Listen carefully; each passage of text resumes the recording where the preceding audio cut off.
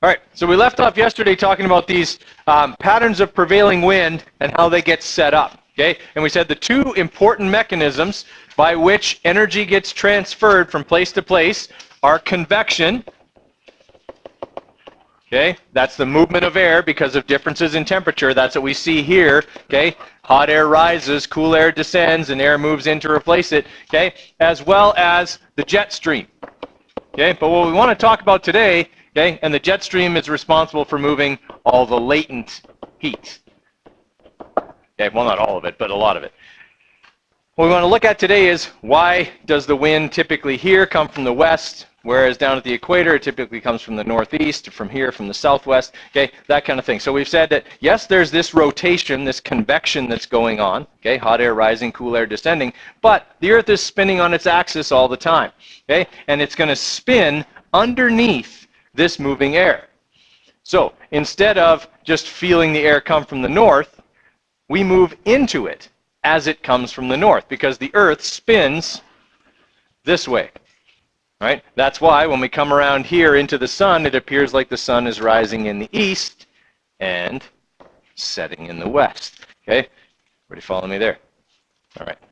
In case you didn't know, the Earth spins under the sun doesn't go around the Earth. Just clarifying, okay? All right, so that's what's going to cause us to feel like the wind is going to come from the northeast. It's going to feel like that because we're moving into it. We said it's kind of like on a calm day, if you stand outside of a car, you don't feel the air moving.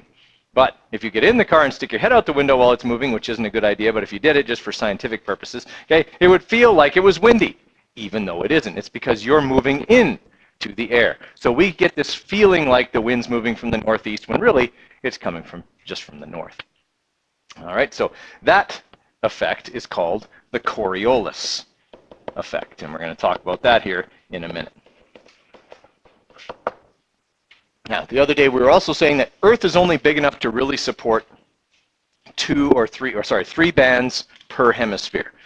All right, but if you had a bigger planet like Jupiter, it has many bands, like 6 maybe per hemisphere. Right? Another part of that, Jupiter spins way faster. Okay? On Earth, it takes the Earth 24 hours to rotate completely around once on its axis. But Jupiter, which is way bigger, can spin around in about 10 and a half. Okay? So it's going to whip up a lot more wind than we do. Plus, its atmosphere is made of hydrogen, which is way lighter and moves easier than our atmosphere, which is nitrogen and oxygen. All right, I'm going to show you here. Okay? On Jupiter, you can see there's way more of these bands. All right? You can see the striping effect that almost occurs on all of the gas giants. Saturn has the same thing, it's just not as pronounced. Okay, but there's these different layers, and actually you can see it around the big red spot on Jupiter because the winds are going in opposite directions on either side, which keeps feeding that spinning storm all the time. Right, so we're going to see that here in a bit of a video here. All right, now the Coriolis effect. Okay, it's the Coriolis effect combined with convection that causes the prevailing winds that we see. All right, near the equator, these winds are called trade winds. I'm just going to go back here, okay, to this right here. Say we've got them labeled as trade winds here. Okay, we call them trade winds because, well, that's what they were used for. Okay, when back in like the 1500s, when people were coming to the Americas from Europe, that was trade. You could capture the wind, okay, as long as you went down to a slightly lower latitude, okay, and the wind would blow you towards the west, okay, and you would arrive in the Americas, and then you would just sail up the coast to where you needed to go, okay, and then on the way back, you would have to go further north in order to catch the westerlies that would take you back to Europe, and then you would have to sail south down along the coast of Europe to whatever country it was you came from. Okay, but that was kind of the cycle that people used, okay, when making trade between Europe and the Americas early on. Okay? Now, the Coriolis effect, again, is because the Earth is spinning, so this black arrow that we have here is spinning underneath the convection. All right, the Coriolis effect on its own isn't going to produce prevailing winds. Okay, so we've got the difference in solar radiation budgets between the poles and the equator moves air directly from north to south. Okay, what that sentence is basically convection. Okay, since the Earth is rotating, the winds get deflected either left or right. Okay, so the Coriolis effect is the deflection of any object from a straight line path because of the rotation. Okay, so winds in the north are deflected to the right, and winds in the south are deflected left.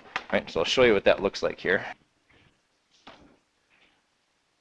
Okay, so we'll just quickly go over these questions together just to save ourselves a little bit of time. All right, if we have unequal distribution of thermal energy on Earth, that is, some parts of the Earth get more heat than others. In other words, the equator gets more than the poles. Okay, what effect does that have on the atmosphere?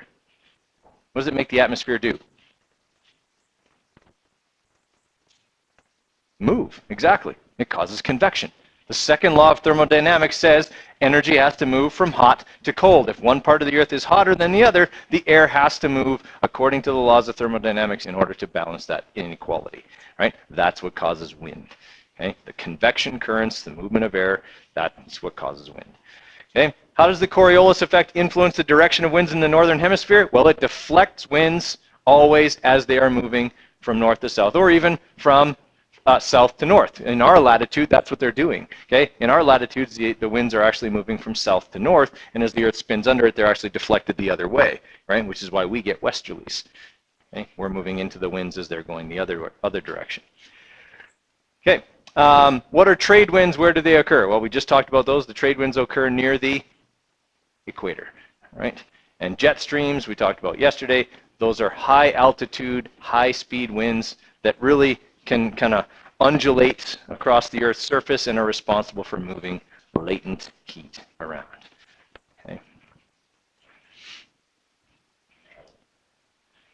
All right, questions on any of that?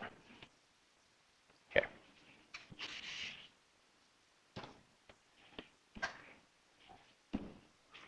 Next thing in your notes should be heat capacity, yes? All right, so that's what we're going to go over now. Heat capacity is really easy. Okay, there's a little bit of math to it, but it's like easy stuff. It's going to make like all the stuff you did in physics look like rocket science. Wait, it is. Okay, all right. What is heat capacity? Well, heat capacity is how much energy it takes to heat something up. Not all things heat up at the same rate. Okay, the rate at which things heat up is based on their physical properties. One of the physical properties is heat capacity. We talked about some of the other physical properties back in the chem unit when we did that first lab of the year, right? Solubility was a physical property, okay? And we did pH was a physical property, conductivity of their solution, all of that kind of stuff. Well, heat capacity is a physical property just like those things. It is unique to each material, right? So you probably noticed that if you're cooking stuff, okay, like on a pan, usually the handle is made of a different material than the pan. Okay? Reason being, we don't want the handle to heat up. Okay? We don't want it to get hot because that's what we're going to grab with our hands. Okay? Obviously, most people don't just go, oh, it looks like that soup is boiling, reach down and pick up the pot like this. Okay? Because we know that the material that pots are made out of is something with a low heat capacity. We want it to get hot. We want it to heat up quickly. We don't want to spend a whole bunch of our electrical energy getting the pot hot. We want it to get through the pot and into whatever's in there. Okay, so we typically make things like that out of stuff with a low heat capacity, so its temperature will change fast. Okay, everybody follow me there? Water has an incredibly high heat capacity. That means it takes a lot of energy to change the temperature of water. That's important because it's one of the reasons why being near an ocean is a factor that can affect your climate. The ocean can hold that heat energy for a long time as well. Okay? Heat capacity works both ways. You can absorb a lot of energy without changing your temperature, but you can also lose a lot of energy without really changing your temperature very much. Okay? So when the air starts to get cold near an area that's close to the ocean, the ocean will start moving heat from the ocean into the air according to the second law of thermodynamics. The difference is that the ocean's temperature doesn't change more than maybe a degree or two. Okay? Whereas the air temperature could change a lot. Here, if something like that happens, we have nothing. Right? We're not near the ocean. If the air temperature changes, it changes a lot, and we have no way to kind of balance that off. But if we're in Victoria, similar latitude, okay, same air mass moves in there, it just warms up from the ocean, okay, and it doesn't get exceedingly cold. Okay? It also doesn't get exceedingly warm like it is today and yesterday and all week. It's going to be a cooker in here. Okay? All right. So specific heat capacity, okay, is the amount of heat required to raise the temperature of one specific substance. Regular heat capacity, so not specific, is for like a whole object. right? An object that could be a mixture of many materials. Specific heat capacity is it's this material in particular. It's water, or it's silver, or it's copper, or glass, okay? Whereas heat capacity could be this pot, which is made up of, you know, tin and copper and a couple of other metals, and the handle's made of this material, okay? The human body, okay, made up of a whole bunch of different things, okay? Everybody follow me on that one? Yes? Okay. All right. So that's all really you need to know about the definition of heat capacity. It is the amount of energy required to raise the temperature of 1 gram of a substance by 1 degree Celsius. Okay? The amount of energy in joules needed to heat 1 gram of a material by 1 degree Celsius. Okay? For things like aluminum, or even, let's say, like copper or gold or things like that, they're quite low. Okay? The heat capacities are quite low. They're like decimals of a joule. Right? It takes less than a joule to change the temperature of 1 gram of gold by 1 degree Celsius. Whereas it takes 4.5 or 4.2 joules to heat 1 gram of water by 1 degree Celsius. Okay? So it's a lot greater in order to change the temperature of water. All right, formula for specific heat capacity is E equals mc delta T. Okay? E stands for energy, M for mass. And the mass for this one is in grams. We're back to chemistry. Okay? This is thermal chemistry. So, okay, mass is back to grams. The only unit where mass is only in kilograms is physics. Okay. C is the specific heat capacity of the material. Okay, you're going to get a sheet, and I don't remember if I put it in your notes or not, but you're going to get a sheet that has a whole bunch of specific heat capacities on it. All right, so you'll be able to look them up. Okay, and the specific heat capacity is in joules per gram degree Celsius, which makes sense. It's the amount of energy needed to heat 1 gram by 1 degree. Okay, so it's joules per gram degree Celsius. Okay, and then what does delta stand for? Change. So it's the change in temperature, right? And that's going to be in degrees Celsius. All right? All right. Is that okay with everybody? Is that formula going to be pretty easy to manipulate, seeing as everything is multiplied together? All right, so if I want to solve for anything, what do I do with all the other stuff? Divide it over to the other side. So if I'm looking for M, I divide C delta T over here. If I'm looking for C, divide M delta T. Looking for delta T, move M and C over. It's really easy. Okay, super easy formula to manipulate, right? But you're still probably going to get a problem like that on your unit exam worth 5 marks. So take advantage. That's an easy question. That's an easy 5 marks. All right, so we're going to go over a few of those types of problems. Okay, so write this one down. This will be our first one. All right, so with any problem-solving question, first thing I should do is write down givens. Okay, so I've got 150 grams of water, so that's mass.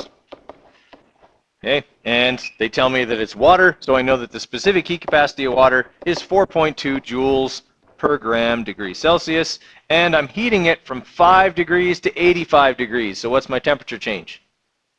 80 degrees Celsius. So delta T is final temperature minus initial temperature. So 85 minus 5 is 80 degrees Celsius. All right, and I'm looking for E. So this is an easy one. I don't even have to manipulate the formula. I just need to plug in my numbers. So E equals mc delta T, which equals 150 grams, times 4.2 times delta T, which was 80. So 150 times 4.2 times 80. All right, so it's going to take 50,400 joules worth of energy to heat 150 grams of water by 80 degrees Celsius. Is that a lot? That is a lot of energy, okay? That is probably, well, for you guys who would eat a lot of food because you're growing, that would be 10 days worth of food energy. Okay? Because you guys would probably eat somewhere between 3,000 and 5,000 joules of energy in a day. Okay? As growing people, if I eat that much, I'd be 400 pounds. Okay? But because you guys are growing and you have your youthful metabolism, okay, you can consume that much food. Okay? All right. Everybody clear on how that one worked? What do I always do when we get a new formula? Show you all the manipulations of it.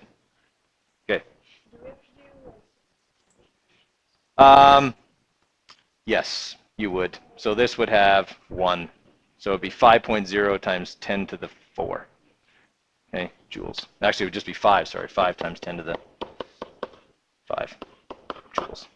Thanks for reminding me. I keep forgetting that we're doing that now.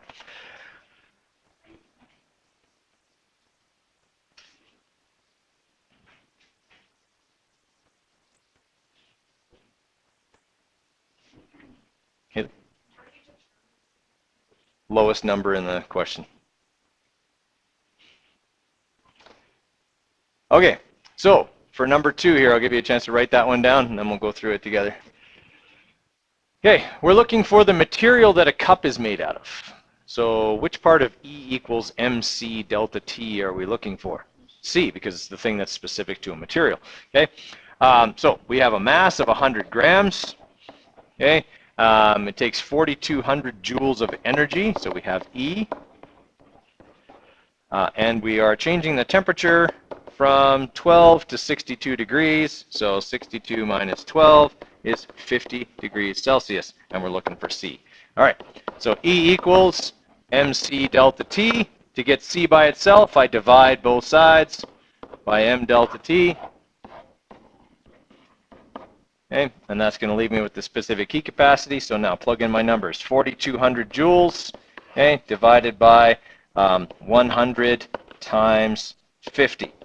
Now, on your calculator, bottom's got to be in brackets. Otherwise, your calculator will do order of operations. 4,200 divided by 100 times 50, and it doesn't give you the same answer.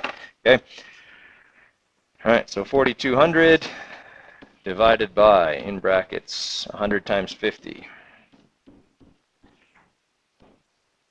All right, it's 0.84, which I believe is glass. Okay, let's check here because I'm giving you guys the handout. 0.840 glass.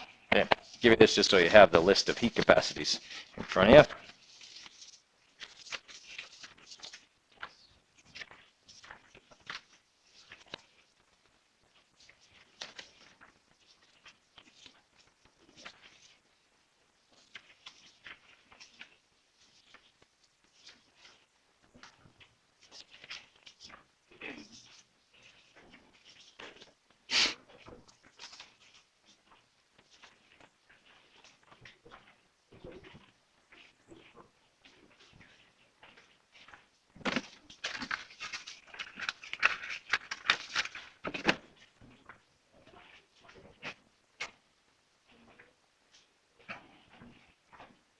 Okay, so we get 0.84 joules per gram degree Celsius. Okay, and that, when we look it up, is the specific heat capacity of glass.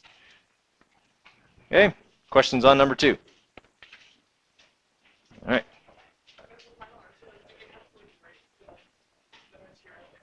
Yes, because it's asking you what it is, what's it made out of. So don't just leave a specific heat. I would make it somewhere near the answer so I know where to look when I'm, right? Because when I'm marking, I go, okay, givens, check, formula, check, right? I'm looking kind of in order. All right, number 3. We're looking for a final temperature. This is about as tough as they get. So write this one down and we'll go. Okay, so this one's asking for final temperature. Is final temperature part of the formula? No. Temperature change is part of the formula. Can I use that to find final temperature? Yeah, so it's kind of a 2-step question, right? Not a hard 2 steps, it's just 2 steps. Okay, all right, so we've got mass being 185 grams. Okay, we know that the amount of energy used is 200 joules. Okay, we know that it's a block of iron. So what's the specific heat capacity of iron? 0.460 joules per gram degree Celsius. Okay, and it's initially at 7 degrees Celsius. Okay, so our initial temperature is 7 degrees C. Well, right now I can find temperature change. All right, so E equals mc delta T. All right, and I'm going to manipulate that for delta T. So delta T left by itself means move M and C over. All right, so that's going to be 200 joules divided by 185 grams times 0.460. All right, So when we do that, okay, we're going to go 200 divided by 185 times 0.46. All right, so we're looking at a temperature change of 2.35 degrees. So if I add that to 7, okay, now here's the tricky thing about significant digits, and I wouldn't do this to you on a test. But when you add numbers together, you go by the decimal places. So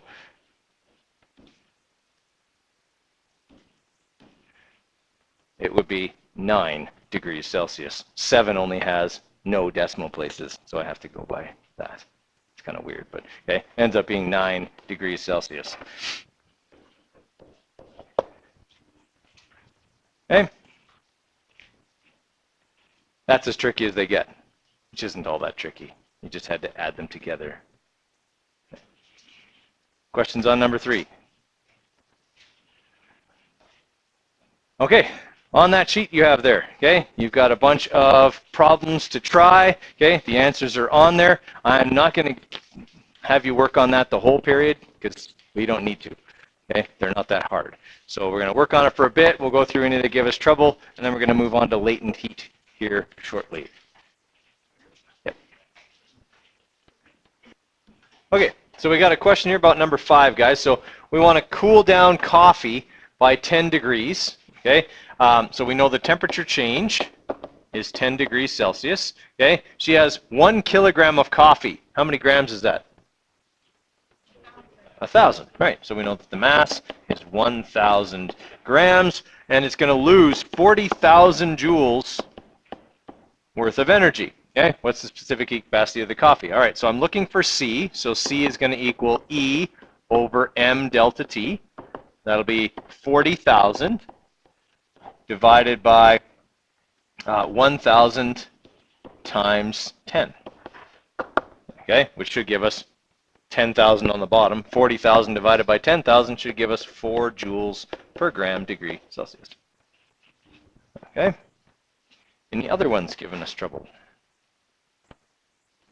Okay, keep going. I'll probably give you another 8 or 9 minutes or so to work on that before I start latent heat.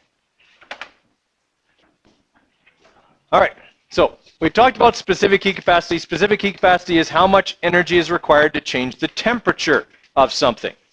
Okay, when you change the temperature of something, you are changing the kinetic thermal energy of that material. Okay, because kinetic thermal energy has to do with how fast the particles of that material are moving. Right, and obviously the hotter we make something, the faster the particles of that material will move. Everybody with me there? Okay, what latent heat is, and we've talked about latent heat in terms of transferring energy on Earth and being part of climate and all of that kind of stuff. But what latent heat is when you change the potential thermal energy of a material. Okay, and when you change the potential thermal energy of something, you don't change its temperature.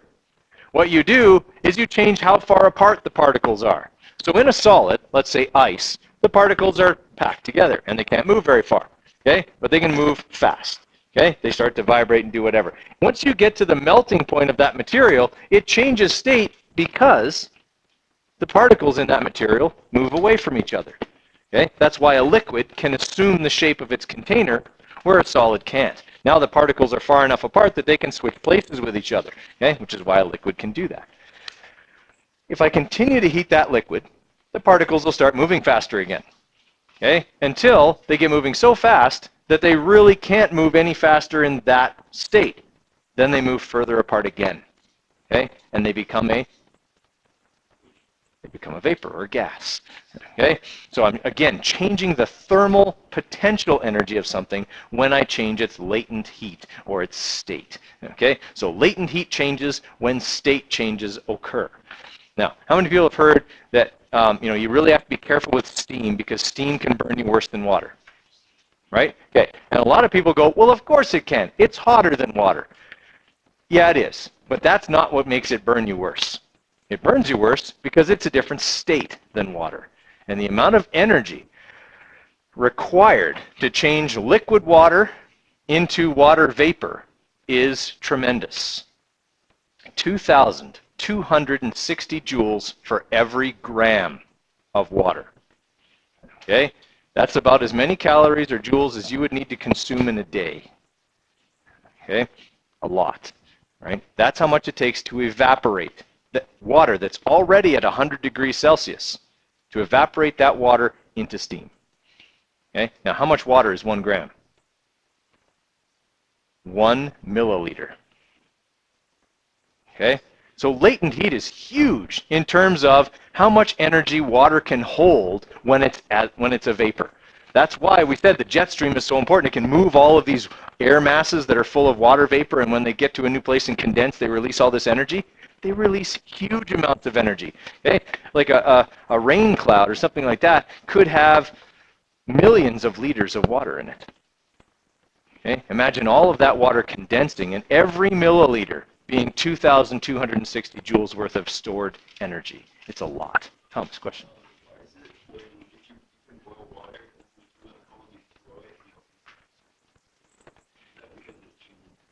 Mostly because if you throw it in colder air and you make the particles smaller, like because you disperse it as opposed to being in one place, it cools more quickly, right? Because instead of the mass now being the whole mass of that container, it's just the mass of each individual drop. Okay. I saw a photo of somebody who had wet hair and they went like this when it was really cold and it froze, right? Then they had this cool like fan shape in the picture, okay, just as they were like swinging their head back, and they had this, yeah, and they looked like this big mohawk, okay, yeah, looked pretty cool actually. Okay, so what we need to look at here is, first off, what's latent heat? Well, latent heat is the energy that is involved in a state change, melting and freezing, and boiling and condensing. All right, that's where latent heat occurs. The latent heat we're most concerned with in terms of weather is the liquid to gas type of latent heat. Not a lot of latent heat involved in melting and freezing, a little bit, but not nearly as much as up here. Okay. All right, so what this graph is showing us is the heating curve of water. If I start out with ice, let's say I have a block of ice, 500 grams or so, okay, at minus 25, it's a solid. If I start heating it, what's it going to do? That's what everybody says, melt. No, actually it's not. First it's going to warm up to 0, then it'll melt. Okay? No, I know that's being sticky, but it's true. Okay? Ice doesn't melt at minus 25, it melts at 0. Right? It just doesn't take very long to heat ice from minus 25 to 0 because ice doesn't have a very big heat capacity. Right? So when you throw ice into a drink, it keeps it cold. Not because the ice is minus 25, because it's not. Once you throw it in the drink, it's pretty much at 0. It keeps the drink cold because of how much energy it has to take from the drink in order to melt it. Okay? That's what keeps the drink cold, is all the energy the ice can absorb while melting. For every gram of ice, 333 joules of energy is required to melt it.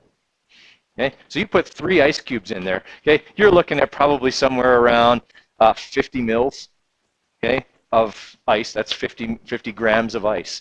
That's a lot of energy, okay, that it can absorb from your drink, so it'll keep your drink cold. Okay, everybody follow that? Okay, that's why you don't pour cold water in a cooler, right? If you're going camping for the weekend, you just go, oh, I'll just fill it with ice cold water. Okay, no, you fill it with ice because ice has to melt. That's why it does such a good job of keeping things cool.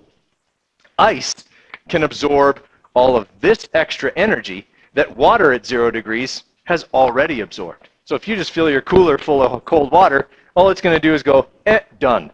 Okay, that's all it can absorb. Then it's going to be the same temperature as the environment, and your food will be ruined. Okay, but you fill it with ice, and it's got to absorb all of this first, and then warm up after that. Okay, so it does a much better job because it has the ability to absorb more heat than liquid water. All right. Now, if we're talking about why does steam burn you worse than water? Well, because when steam condenses on your skin, it's over here. 100 degrees Celsius water is already here. Look at the difference in energy. This is energy down here. So we are looking at from 15 kilojoules to 55 kilojoules. Okay? So that's 40,000 joules worth of energy that steam has that the water doesn't. And they're the same temperature. This is water at 100 degrees. This is steam at 100 degrees. They're the same temperature. But the steam will burn you really badly because once it hits your skin, it turns back into a liquid and releases all the energy it had gained when it evaporated. Okay? Everybody follow there. It's the same reason you feel cold when you get out of the shower. Okay, get out of the shower, you're all covered in water, you're wet, right? You get out of the shower and you feel chilled almost right away, because what's that water doing? It's evaporating. Same thing your sweat does. It's starting to evaporate off of your body. And where is it getting the energy to evaporate from? You. That's why you feel cold. Okay? It's evaporating off of your body and using your energy to do it. That's why sweat works. When you sweat and you get that thin layer of perspiration on you, it evaporates away, taking the energy from your body to do it. Cools you very effectively. Sweat works great at cooling people. Okay? But it uses a lot of water. That's its only drawback. Is steam so much harder than water than Well, a steam room, like that's not, I'm putting my hand right in the steam, right? The steam is just kind of there, and that's kind of semi-evaporated. I know what you're saying. Like, if that condenses on me, I should be in trouble. And that's why you feel so hot in there. It is, but only a few, little thousandths of a gram at a time, as opposed to sticking your hand in the jet of steam coming out of a tea kettle, right? Then you're getting all of that intensely on, as opposed to spread out over your whole body in one spot. Yeah? Yeah. No, that's a good point. Okay? Okay, so is this making sense to everybody, the difference between water and steam? Okay, so if you're looking at this graph, it doesn't take very much energy to change the temperature of ice, right? Like, we started here at 0. It's energy on the bottom here, by the way. It didn't take very much energy to get it to 0 degrees Celsius. Okay, it happened pretty much right away, right? But we did use quite a bit of energy in the melting of the ice. Okay, but to heat the water up, okay, from 0 degrees to 100 degrees Celsius, okay, also didn't take very much. Okay, about the same as it took to melt it. But the biggest part of that graph is evaporating the water. Okay, that takes the majority of the energy involved. And then once you turn it into steam, it'll start heating up again. Okay, that's the weird thing. When something is changing state, it won't change temperature. Okay, with mechanical energy, you could change kinetic and potential energy at the same time. With thermal energy, you can't. Only one will change at a time. So once you get to 100 degrees Celsius, if you're boiling water, it'll stay 100 degrees Celsius until all the water is gone. It's the same with ice. When you throw ice in your drink, it's going to drop down to around 0 and stay there until all the ice is gone. Okay? In the wintertime, we actually do a lab with this. We just go out and get some snow, okay? We bring it in, and we just put a little bit of water in there and a thermometer, and we just wait. And it sits at 0 until all of the ice is gone. Okay? It stays flat, right? That's why you see on this graph, there's no temperature change when there's melting going on or boiling going on. More energy is going in, but the temperature, which is on the y-axis, doesn't change. All right? That's where all that energy is being absorbed. All that potential thermal energy is changing at that point. Okay? All right, so sweat does a good job of cooling us off because it evaporates off of our body, and when it does that, it takes energy away to do that. So if you sweat more, does that cool you better than someone who only, let's say, perspires? Like, is it good to be a heavy sweater in terms of cooling your body? Actually, no. All you need is a thin layer of perspiration on your body. Okay? The thinner the layer, the more effective it is at cooling you. Because if you're just dripping, that stuff's falling off of you before it evaporates. It's not doing any good. Okay? So, if you're like the Oilers used to have Nikolai Habibulin as their goalie. This guy, he was like a wet rag. Okay, it was disgusting. They actually caught it on the creased cam one time. He has holes drilled in the bottom of his skates in order to drain the sweat.